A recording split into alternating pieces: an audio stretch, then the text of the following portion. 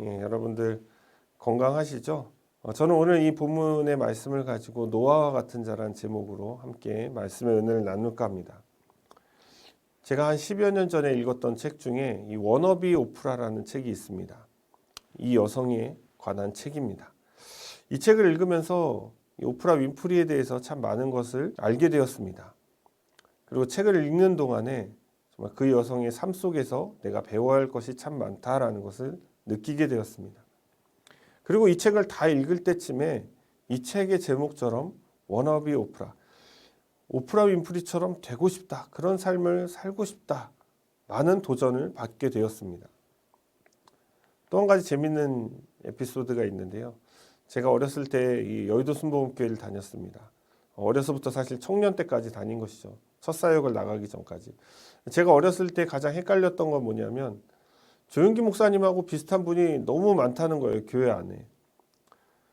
저희는 이제 1부부터 7부까지 예배가 있었습니다. 그런데 조용기 목사님은 2부에서 4부를 인도하세요. 그런데 어느 날 제가 1부 예배 때 이렇게 나갔는데 조용기 목사님이 설교를 하고 계신 거예요, 앞에서. 영락없는 조용기 목사님이었습니다. 왜냐하면 말투, 또 어떤 발음, 그리고 제스처, 쇼쇼쇼 하는 것까지 다 조용기 목사님이에요. 누가 들어도 조용기 목사님이에요. 그런데 제가 결정적으로 속았던 이유는 그분도 이 머리가 이렇게 까졌다는 거예요. 약간. 생김새까지 똑같으니까 이건 의심할 여지가 없죠. 그래서 제가 주보를 급히 살펴보니까 부목사님이시더라고요. 제가 2번, 3번 이렇게 위아래를 쳐다봤습니다. 그 정도로 조용기 목사님하고 똑같은 분이 계셨습니다. 그 당시에는요, 이 여의도 순복음교회뿐만 아니라 위대한 종을 닮아야 된다라면서 많은 분들이 조용기 목사님을 흉내내셨습니다. 말투, 그리고 또 행동, 여러 가지 다 따라하셨죠. 심지어는 이 머리 벗겨진 것까지 닮고 싶어갖고 이마를 막 올리고 머리를 쓸어 넘기시던 분들도 계셨습니다. 그만큼 누구나 자신이 배우고 싶어하고 또 동경하기도 하고 또 그 사람처럼 되고 싶은 워너비가 있는 것입니다. 저는 오늘날 우리가 이 시대를 살아가면서 우리에게 이 워너비가 되어야 할 한 성경의 인물을 소개하고자 합니다. 그분의 이름은 노아입니다. 오늘 본문에 나오는 이 노아의 족보를 통해서 우리가 어떻게 노아와 같은 은혜를 입을 수 있는지 함께 살펴보기를 원합니다. 저는 먼저 일단 이 본문에서 뒷부분을 먼저 설명하고 앞부분을 나중에 설명할까 합니다. 먼저 11절에서 12절은 이 노아를 하나님께서 부르시던 그때의 죄가 얼마나 창궐했고 그 죄의 종류, 도대체 어떤 죄를 지었는지 우리가 짐작할 수 있는 그런 구절입니다. 먼저 11절과 12절 함께 읽어볼까요? 그때의 온 땅이 하나님 앞에 부패하여 포악함이 땅에 가득한지라 하나님이 보신즉 땅이 부패하였으니 이는 땅에서 모든 혈육 있는 자의 행위가 부패함이었더라. 11절에 나오는 이 온 땅이라는 것은 땅에 발을 딛는, 그리고 그 땅으로부터 나오는 소산을 먹어야 살아가는 그 모든 사람들을 가리키는 것입니다. 그러니까 모든 인류, 전 인류 한 명도 빠짐없이 예외 없이 모든 사람을 말하는 것입니다. 그리고 그들의 죄를 이렇게 표현하죠. 포악함이 땅에 가득하다. 이 포악함이라는 말은 히브리어로 하마스라는 말입니다. 이 하마스에는 이 폭력의 행위를 수반하고 있습니다. 그러니까 그 포악함은 살인과 강도와 같은 죄를 말하는 것이죠. 사실 생명이라는 것은 하나님의 주권의 영역에 있는 것입니다. 생명을 주신 분도 하나님이시고요. 그리고 생명을 가져가실 분도 사실 하나님이신 것입니다.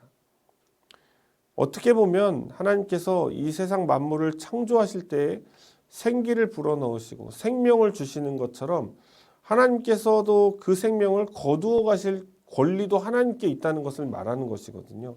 그런데 여러분, 이 두 가지, 하나님이 생명을 만들어주신 그 주권, 생명을 불어넣으시는 그 주권과 그 생명을 가져가실 권리, 생명을 빼앗을 주권까지 모두 사람이 다 침범해버린 것입니다.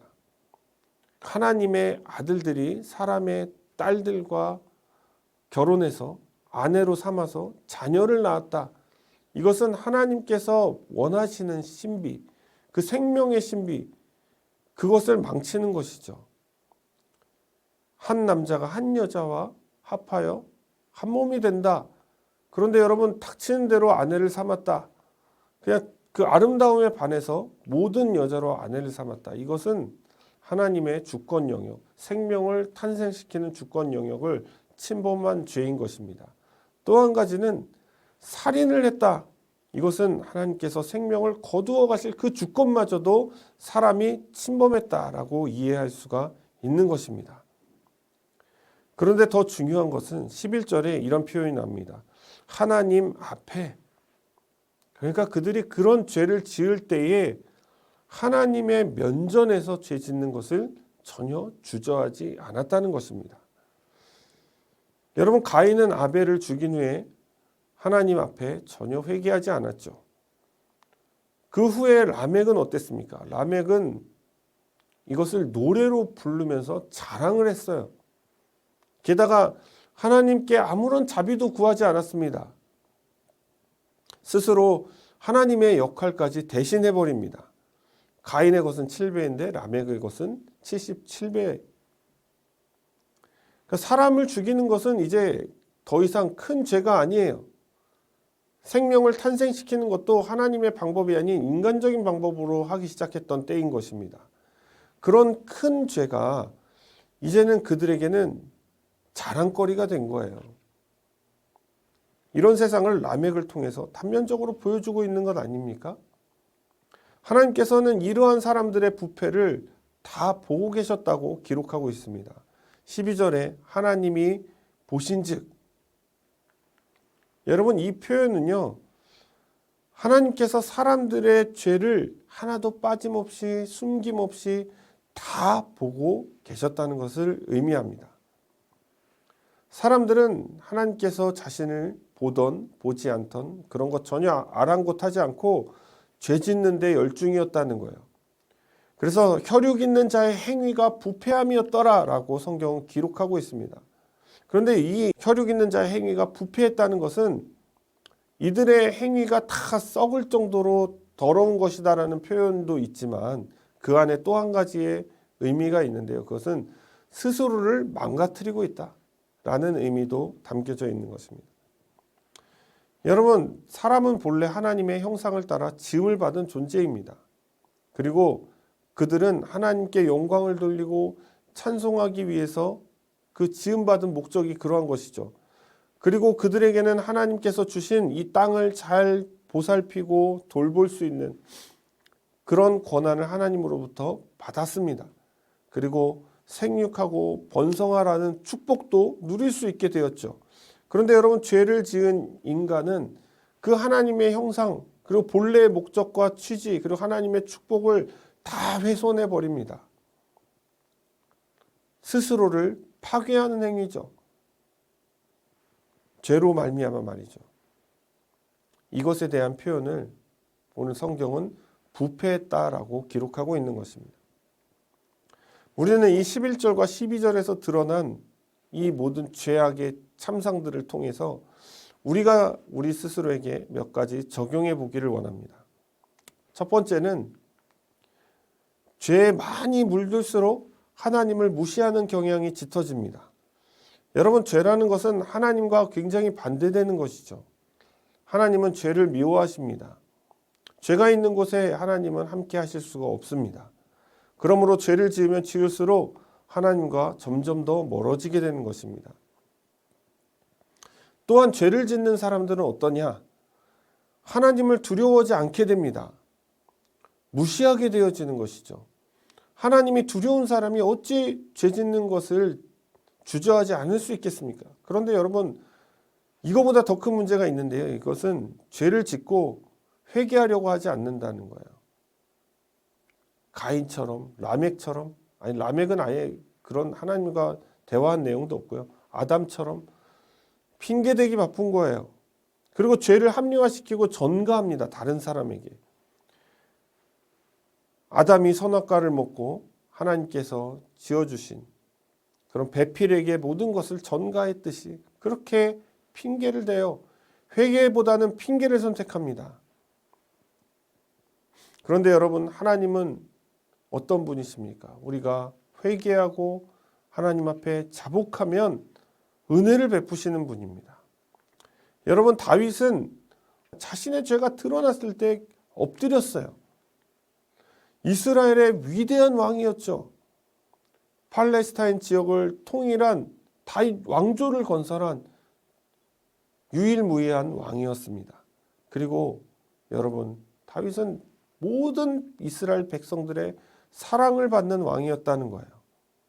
그런데 그 왕이요, 그 당시에는 그렇게 유명하지도 않고 어떻게 보면 이름도 없는 그런 선지자 나단 앞에 자신의 죄를 하나님께서 꾸짖으실 때에 그 앞에 그 왕이 겸손하게 엎드려 회개했다는 거예요. 사랑하는 여러분, 저와 여러분은 죄인입니다. 여러분, 우리가 아무리 의롭다고 칭함을 받았어도요, 여전히 우리는 완벽하게 살 수 있는 사람이 아니에요. 죄를 지으면서 살아간다는 거예요. 우리가 죄를 짓고도 회개하지 않는 그런 자들이 너무 많다는 거예요. 오직 회개하면서 하나님 앞에 납작 엎드리면 그 진노의 심판이 우리를 패스 오버하게 된다는 거예요. 지나가게 된다는 거예요. 넘어가게 된다는 거예요. 그리고 또다시 죄의 유혹에 넘어가지 않도록 늘 우리 자신을 하나님 앞에 있는 자와 같이 여겨야 된다는 거예요. 하나님이 나를 지켜보고 계신다. 하나님이 나의 죄 짓는 그 모든 것, 은밀하게 짓는 그 죄까지 하나님이 다 지켜보고 계신다라는 생각으로 우리 자신의 성결을 지켜야 나가야 한다는 것입니다. 자, 둘째는 우리의 은밀한 죄를 하나님께서 모를 거라는 착각을 한다는 것이죠. 12절에서는 하나님께서 보신다 이런 표현이 나오거든요. 이것은 하나님께서 모든 것을 보신다는 것입니다. 당시 사람들은 그 생각하고 계획하는 것까지 악하다라고 기록되어져 있습니다. 그러니까 하나님께서는 그 생각도 아시고 그들이 계획하는 것까지 다 아신다는 거예요. 저와 여러분들도 여러분 드러나지 않는 죄가 얼마나 많은지 모릅니다. 예수님께서는 마음으로 짓는 죄까지 죄라고 지적하셨습니다. 여러분, 바리새인들 어떻습니까? 이 바리새인들의 모습을 통해서 우리 신앙인들의 모습을 보아야 합니다. 겉으로는 되게 거룩한 척합니다. 주일날 성경책 탁 끼고 그리고 예배당에 거룩하게 들어가죠. 가면서 인사하고 할렐루야 이러면서 또 예배도 경건하게, 경건의 모양은 다 갖추고 있어요. 그런데 여러분, 바리새인들 어떻습니까? 겉으로는 거룩한 척하지만 속은 무덤같이 썩은 냄새가 진동하는 것입니다. 주님이 그것을 지적하셨어요. 그래서 회칠한 무덤이라는 말씀을 하신 것이죠. 우리도 우리 내면에 있는 죄는 드러나지 않기 때문에, 다른 사람이 모르기 때문에 회개하지 않습니다. 제가 아까 말씀드린 것처럼 교회에 와서 거룩한 척하면 믿음 좋다, 신앙 좋다, 그렇게 생각하여 그렇게 판단을 한다는 거예요. 행위의 죄만을 주님 앞에 회개할 뿐이에요. 드러난 죄만을 주님 앞에 회개합니다. 뿐만 아니라 이 숨기고 싶은 죄는 하나님 앞에 잘 회개하지 않아요. 하나님께서 내가 이 숨기고 싶은 죄를 용납하시지 않을 것 같기도 하고요. 또는 그 죄를 인정하고 싶지도 않은 거예요. 그리고 내가 이 죄를 계속 짓고 싶은 유혹도 있는 것이죠. 그러니까 그것을 하나님 앞에 솔직하게 고백하지 않는다는 것입니다.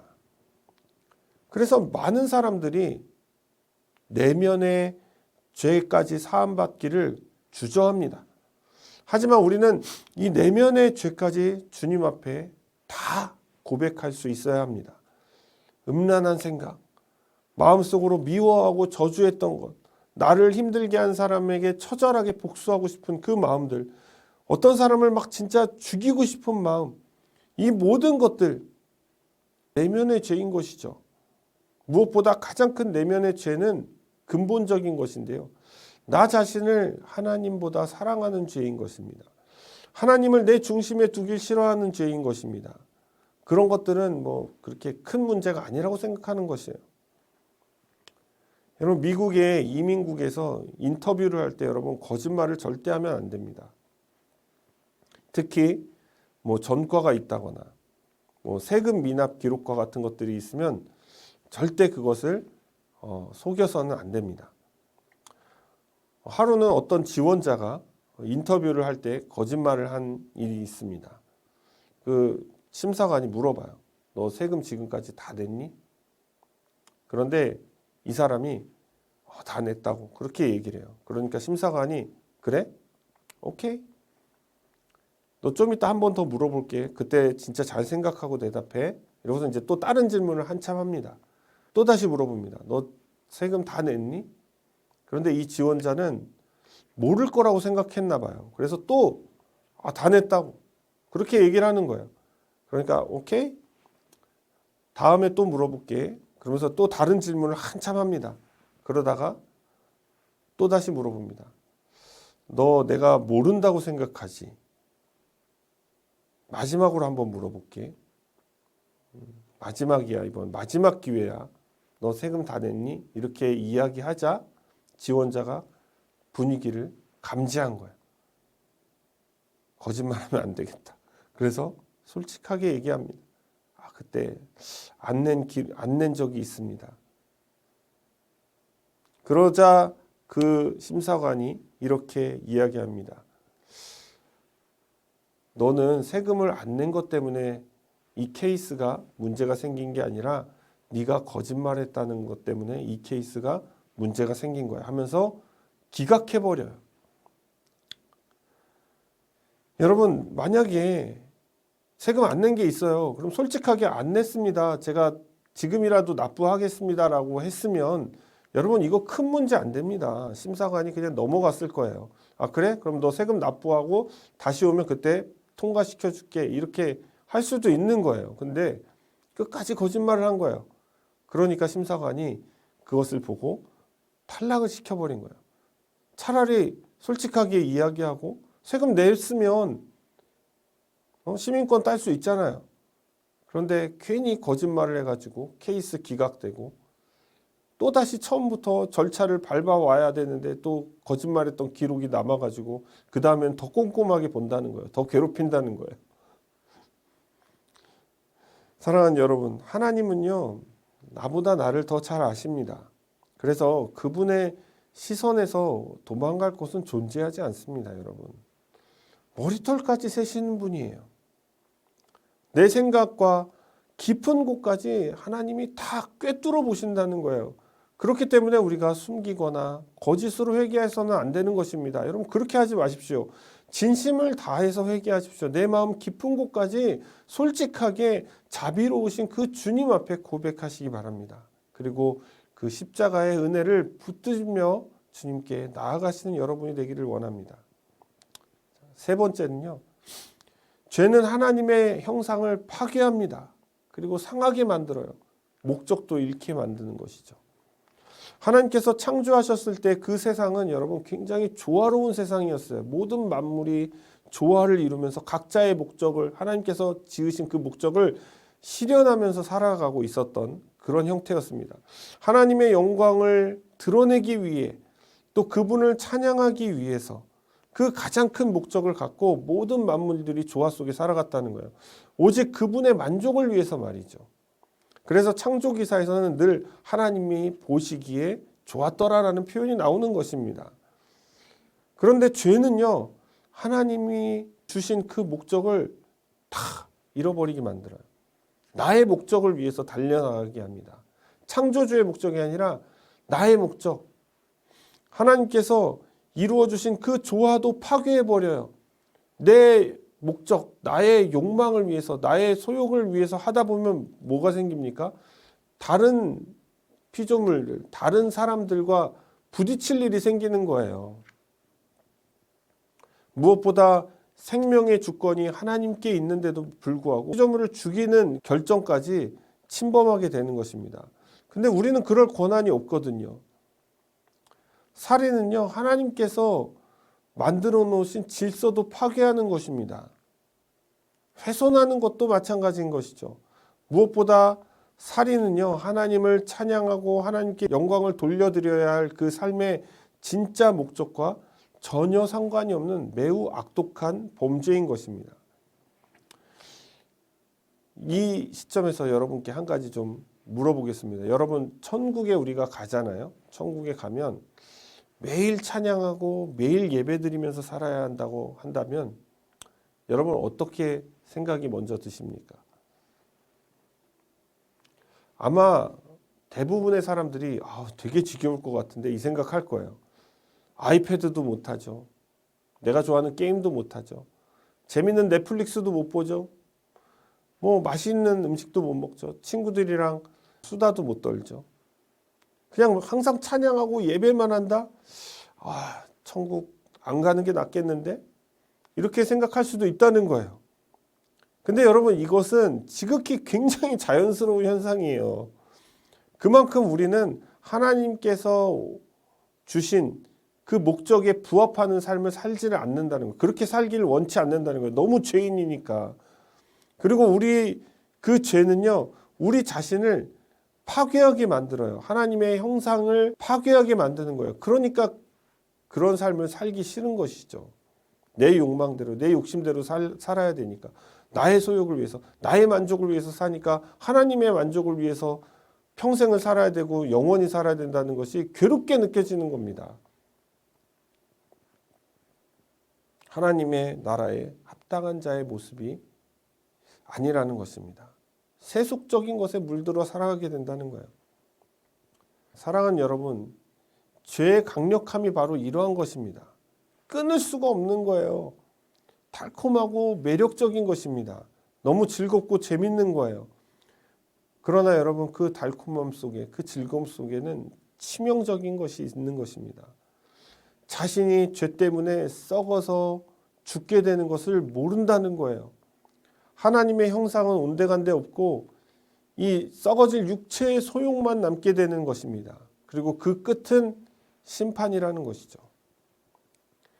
우리의 목적이 하나님을 종일토록 찬양하는 것이라면 아까 말씀드린 것처럼 노잼일 것입니다. 인생은.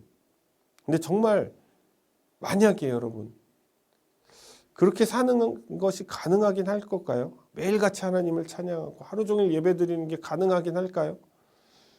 이 성경 전체를 통틀어서 하나님의 마음에 합한 자라고 하는 그 칭호를 받은 그 다윗이 시편 35편에서 이렇게 고백하고 있습니다. 28절인데요. 나의 혀가 주의 의를 말하며 종일토록 주를 찬송하리이다. 우리는 지금까지 이 노아의 시대의 사람들의 죄를 살펴보고 한번 우리 자신에게 적용해 보았습니다.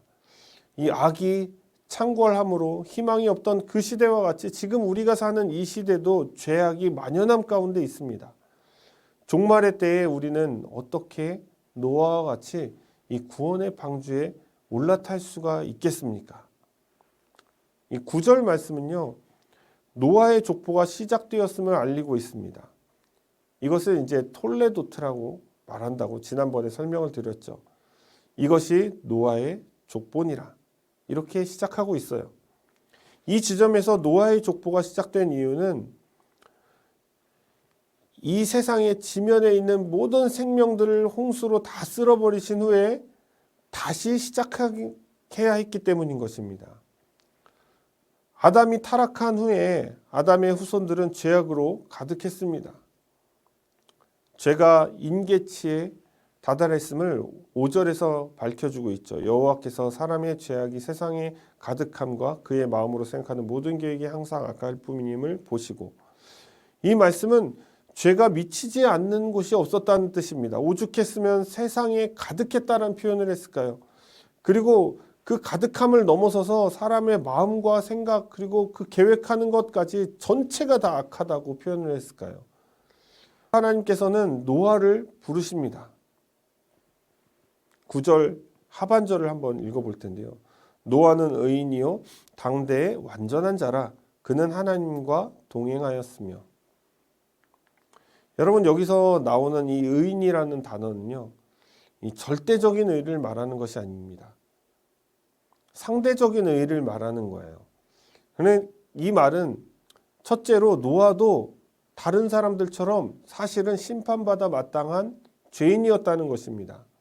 그리고 두 번째는 노아가 하나님과 함께 하려고 했던 그런 사람 중에 한 명이었다는 거예요. 그나마 노아가 개 중에 나았다라는 것을 말해주는 것입니다. 그래서 성경은 8절에서 노아는 하나님께 은혜를 입었더라, 그렇게 기록되어져 있는 것입니다. 그러니까 하나님의 전적인 은혜가 없었다면 노아는 단지 죄인일 뿐이고, 조금 더 좋게 표현하면 그나마 좀 나은 사람 정도라는 것이죠. 여러분, 이 구절이 중요한 이유가 있습니다. 한번 구절 전체를 한번 읽으면서 볼까요? 이것이 노아의 족본이라. 노아는 의인이요 당대의 완전한 자라. 그는 하나님과 동행하였으며. 여러분, 우리가 이 구절 속에서 깨달아야 하는 것은 첫째로 예수를 주로 고백하는 자에게는 새로운 시작이 열린다는 것입니다. 이 새로운 시작의 본 게임은 주님께서 새하늘과 새 땅으로 오실 때에 이루어지는 것이죠. 이것은 흔히 천국이다 또는 하나님의 나라다라고 말을 합니다. 그런데 이 본 게임이 오기 전에 모든 신자들은 프리게임, 그러니까 본 게임 전에 평가전 같은 것 있잖아요. 그거를 한다는 거예요. 그게 바로 우리가 이 땅에 사는 이 땅의 삶을 말하는 것입니다. 예수 그리스도를 주로 고백한 자들은 지금 고백하는 순간 바로 천국에 가는 게 아니잖아요. 우리에게 남은 수명이 있지 않습니까? 그 삶 동안 하나님의 나라의 백성으로서 백성답게 살아야 된다는 거예요. 하나님의 나라는 아직 도래하지 않았지만 하나님의 나라가 실물로 오기 전까지 우리는 하나님의 나라의 백성다운 삶을 살아가야 된다는 것입니다. 이 세상은 하나님의 나라가 비록 아니지만 우리의 신분은 하나님의 나라에 속한 자이기 때문인 것이죠. 하나님의 나라의 백성다운 삶을 살아낼 때 신자는 새로운 톨레도트, 새로운 족보가 시작되는 거예요. 우리가 구원을 받고 구원의 여정에 올라타는 순간 우리는 새로운 족보가 시작된다는 거예요. 그래서 저와 여러분은 새 생명을 소유한 자가 되는 것입니다. 홍수 이전의 사람들은 모두 지면에서 물로 심판을 받았습니다. 이제 저와 여러분은 이전의 삶은 심판을 받은 것이 된 거예요.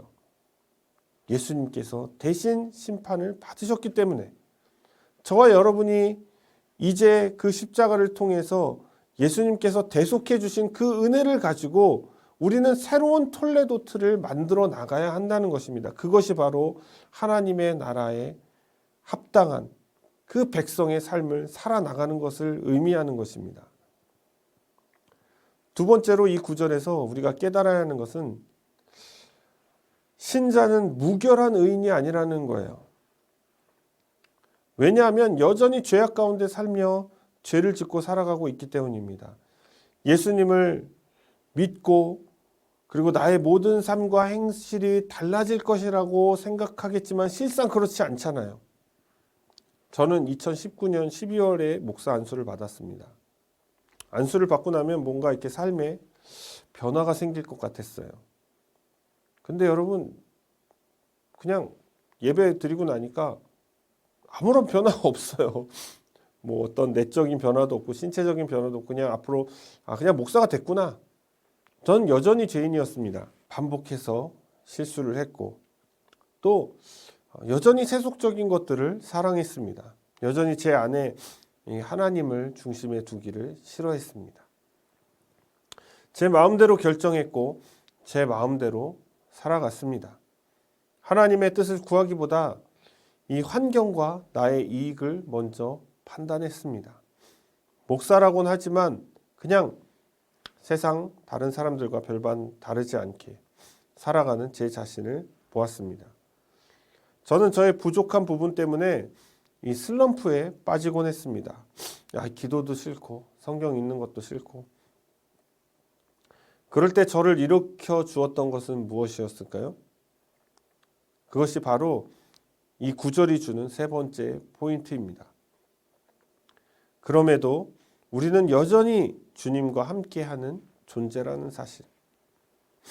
노아가 완전한 자, 하나님과 동행했다라는 이 구절에서 이 완전한 자는 노아가 도덕적으로 완전하거나 점과 흠이 없는 그런 존재라는 뜻이 아닙니다. 그의 생애가 하나님을 섬기려고 노력했다는 것이죠. 또한 하나님과 동행했다라는 이 의미는 하나님께서 노아 곁에 계셨다라는 뜻입니다. 저는 아까 말씀드린 대로 미국에서 극심한 슬럼프를 경험했습니다. 이 재정적인 어려움 때문에 학비를 낼 수 없는 상황도 있었고요. 또 일자리가 여의치 않아서 그만두어야 한 적도 있습니다. 그리고 한 번은 만장일치로 청빙되었던 한 교회로부터 이 전에 사역했던 교회 담임 목사님이 회방을 놓아서 갈 수 없게 되었습니다. 제 아내는 그때 당시에 둘째를 임신하고 있었어요. 이 모든 것이 원망스러웠습니다. 하나님께서 분명히 우리가 결혼해서 미국에 가려고 했을 때 가라고 응답해 주셨거든요. 그 사인을 받았거든요. 그래서 아내와 함께 믿음만 가지고 그 땅에 갔는데 하나님께서는 10원 한 장 도와주지 않는 것처럼 느껴졌어요. 그래서 하나님께 따져 물었습니다. 왜 하나님 이 10원 한 장 도와주지 않습니까? 다른 교회로 갈 수 있는 기회를 망쳐버린 그 목사를 참 많이 원망했습니다. 지금도 사실 그 목사에 대한 미움이 좀 남아 있습니다. 솔직하게 말씀드리는 거예요. 아니, 꼭 그렇게 했어야 했냐고. 꼭 그렇게 했어야 했냐고. 한번 물어보고 싶었어요. 이런 모든 상황 속에서 이 크고 작은 일들이 또 벌어졌는데요. 늘 이 당할 수밖에 없는 나, 늘 의리였던 제 자신, 그리고 그것 때문에 우리 가족들이 고통받는 것을 생각하니 분노가 치밀어 올라서 견딜 수가 없었습니다. 저는 신앙을 다 때려쳐버려야 되겠다 라고 이렇게 선언은 하진 않았지만 실상 그런 모습으로 살았습니다. 그런데 하나님께서는 저를 떠나지 않으셨어요. 계속 곁에 계셨습니다. 비록 강하게 저를 붙잡아 주시진 않았지만 기다려 주시고 그리고 참아 주셨습니다. 결국 하나님의 선하신 뜻 가운데 저는 점차 회복이 되어졌고 오늘날 여기까지 주님께서 모든 것을 인도해 주셨습니다. 우리는 사실 완전한 자가 아닙니다. 목사인 저도 그렇고요. 무결한 자가 아니라는 것이죠. 또 죄를 지을 겁니다. 어떤 경우에는 저와 같이 하나님을 떠나려고 시도할지도 모릅니다. 하나님을 원망하게 될지도 모릅니다. 그런데 이 구절에서 쓰이고 있는 이 동행, 할라크, 이 말은 걷다라는 표현이죠. 근데 이 속에는 하나님께서 끝까지 책임지고 돌보아 주실 것이다 라는 의미가 담겨져 있는 것입니다. 죄에 대하여 불완전하고 때로는 하나님을 밀어내요.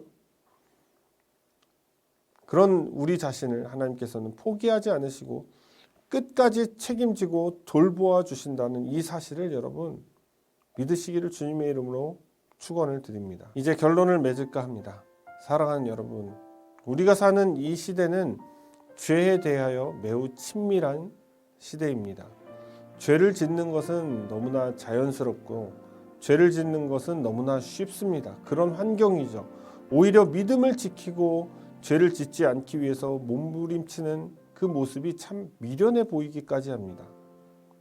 하나님의 말씀대로 살려고 하는 자들, 그 목적에 하나님의 목적에 부합하여 주님 뜻대로 살아가려고 하는 자들에게는 이 현실이 너무나 가혹합니다.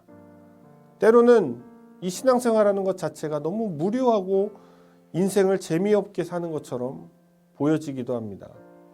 그래서 신자들도 이 죄의 경계선을 넘나들면서 아슬아슬한 줄다리기를 할 때가 있다는 것이죠. 저는 오늘 저와 여러분이 이 노아와 같은 자들이라고 말씀을 드리고 싶습니다. 바로 은혜를 입은 자들 말이죠.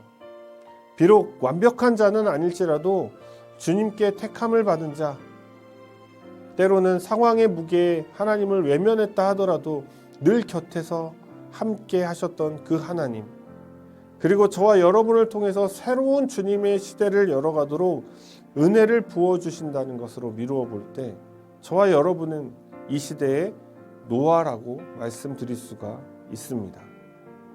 사랑하는 여러분, 이제 주님의 은혜를 기억하며 죄로부터 승리하시기를 원합니다. 하나님께서 나와 함께 하심을 인지하여 죄로부터 멀어지시기 바랍니다. 또 은밀한 죄까지 주님께 회개하는 성결을 지켜내는 삶을 살아가십시오.